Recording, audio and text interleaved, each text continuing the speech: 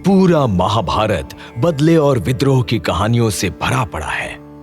अश्वत्थामा की कहानी भी कुछ ऐसी ही है, बस उसकी कहानी की शुरुआत कुछ अलग तरीके से हुई। अलग मतलब उसके विचारों में कई बदलाव आए, बार बार बदलाव आए और वो उन तमाम बदलावों से कुछ न कुछ सीखता गया। न जाने वो कितने संग्रामों से गुजरा। इसमें कोई संदेह नहीं कि उसने राजा द्रुपद से बदला लेने का विरोध किया, लेकिन जब द्रुपद ने बदले की धधकती आग से 2 संतानें पैदा की तो अश्वत्थामा को अपने पिता से सहानुभूति हुई। अब उसे उस समय का इंतजार था कि पांचाल नरेश द्रुपद अपने बेटे धृष्टद्युम्न और बेटी कृष्णा को उसके पिता से बदला लेने भेजे। अश्वत्थामा अपने पिता का बदला नहीं लेना चाहता है, सिर्फ राजा द्रुपद को जवाब देना चाहता है। बताना चाहता था कि जीवन बदले की भावना से नहीं, समझौते से चलता है, और आचार्य ने समझौता कर लिया। जो दंड देना था दे दिया। एक दिन लंबे अभ्यास के बाद अपने पिता को परेशान देखा तो पूछा, अरे ये क्या कर रहे हैं पिताजी? अचानक ये अग्नि बाण, ऐसा क्या हुआ? कुछ नहीं पुत्र, बस यूं ही। मुझे पता है पिताजी, जब आप चिंता और क्रोध में होते हैं अग्नि बाण चलाते हैं। भविष्य की चिंता है अश्वत्थ, विकराल भविष्य की। आप तो कहते हैं भविष्य अज्ञात है, फिर चिंता कैसी? हुआ क्या? द्रुपद की पुत्री कृष्णा के बारे में कुछ सूचनाएं मिली हैं। लगता है बुझी हुई आग एक बार फिर सुलगेगी, और सुलगेगी तो बहुत कुछ जलाकर भस्म कर देगी। आपको क्या सूचना मिली है? ज्योतिषी ने द्रुपद पुत्री कृष्णा के संबंध में बताया है कि उसका भविष्य उज्जवल है, राज सुख का भोग करेंगी, किंतु महायुद्ध का कारण भी बनेगी। ऐसे महायुद्ध का जिसमें कुछ भी शेष नहीं बचेगा। जब कुछ बचेगा ही नहीं तो चिंता कैसी? इतना तो आपको भी पता होगा कि कृष्णा आपसे युद्ध करने नहीं आएगी। उसका भाई आएगा, धृष्टद्युम्न। उसके संबंध में ज्योतिषियों का कहना है कि वो मेरे लिए घातक सिद्ध होगा। आप मेरे पिता ही नहीं, गुरु भी है, और मेरे जैसे पुत्र और शिष्य के होते आप पर कोई आंख उठाए, यह असंभव है। आपने धनुर्विद्या के रहस्य यूं ही नहीं बताए हैं पिताजी। मैं एक बार पुनः कहता हूं कि मेरे होते आप पर कोई संकट आए तो मेरे जीवन को धिक्कार है। धिक्कार है धनुष विद्या को, और धिक्कार है मेरे ज्ञान को। बेटे का जोश और जुनून देखकर द्रोणाचार्य का क्रोध आंसुओं में बह गया। उन्होंने आगे बढ़कर बेटे को गले लगा लिया।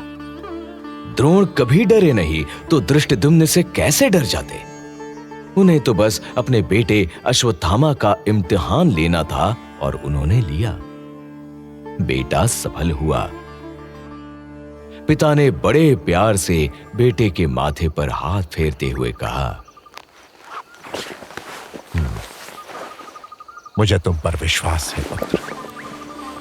मैं जानता हूं कि संसार की कोई शक्ति तुम्हें परास्त नहीं कर सकती। अब द्रोणाचार्य के साथ जो घटना घट रही थी उसका हस्तिनापुर की राजनीति से कहीं ना कहीं जुड़ाव था। अब सवाल यह है कि हस्तिनापुर में ऐसा क्या हो रहा था? तो यहां पांडवों और कौरवों में दूरी बढ़ती जा रही थी। बात बात पर झगड़े हो रहे थे। कौरवों को उनके मामा शकुनी का साथ मिल रहा था और पांडव असुरक्षित महसूस कर रहे थे। राजा धृतराष्ट्र को कुछ दिखाई तो नहीं देता था, लेकिन उन्हें पता था कि उनके 100 बेटों पर पंडु के 5 बेटे भारी हैं।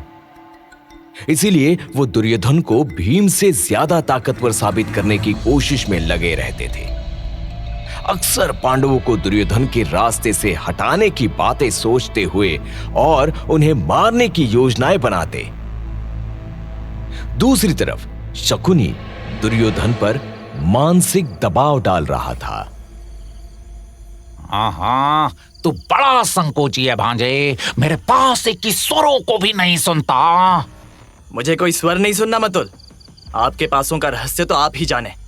ध्यान से सुन, तू पांडवों को वर्णावत भेजने में देर ना कर। देर करेगा तो चूक जाएगा। मैंने महाराज धृतराष्ट्र के मुंह पर जादू चला दिया है।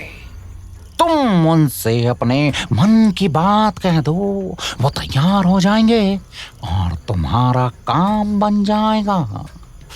पिताजी तैयार हो जाएंगे तो मेरा काम कैसे बन जाएगा मतुल?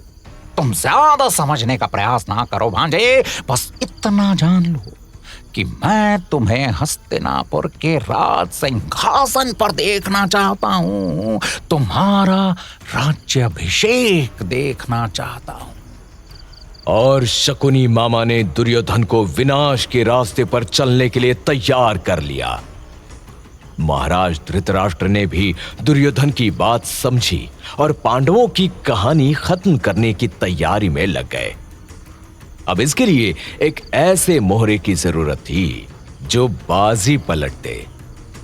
बहुत कुछ सोचकर महाराज धृतराष्ट्र ने पुरोचन नाम के अपने भरोसेमंद मंत्री को बुलाया और अपने मन की बात बताई। तुमने कई राजभवनों का निर्माण किया है पुरोचन, और अब एक ऐसे भवन का निर्माण करना है जो लकड़ी, तेल, चर्बी और लाख का बना हो। ये कैसे होगा महाराज? क्या कोई ऐसा भवन भी होता है? मुझे तो ऐसे भवन का कोई अनुभव नहीं है। अनुभव हो या नहीं, भवन ऐसा होगा जो एक चिंगारी लगते ही जलकर राख हो जाए। हो, तो ऐसी बात है। मैं समझ गया, बन जाएगा। जैसा आपने कहा है वैसा ही बनेगा महाराज। और पुरोचन लाख, तेल और लकड़ी से भवन निर्माण करने चल पड़ा।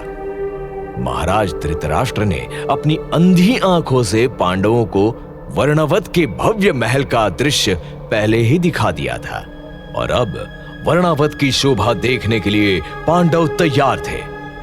मां कुंती का मन भी वर्णावत की प्राकृतिक दृश्यों को देखने के लिए लालायित हो गया था, तो वो अपने बेटों के साथ जाने के लिए तैयार हुई।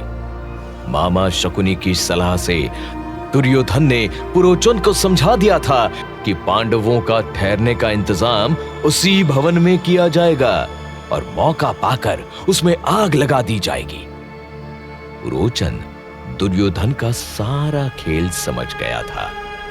अब इंतजार था तो उस दिन का जब दुर्योधन के रास्ते के कांटे बिल्कुल साफ हो जाएं। अब सोचना यह है कि क्या पांडव इतने कच्चे थे जो दुर्योधन और शकुनी के बिछाए जाल में फंस जाते। अश्वत्थामा को एक बार लगा था कि दुर्योधन के मन में कुछ चल रहा है, लेकिन वो इस हद तक सोच भी नहीं सकता था कि मामा और भांजे पांडवों की अंतिम क्रिया की योजना बना रहे हैं। अगर पता होता तो शायद कहानी कुछ और होती।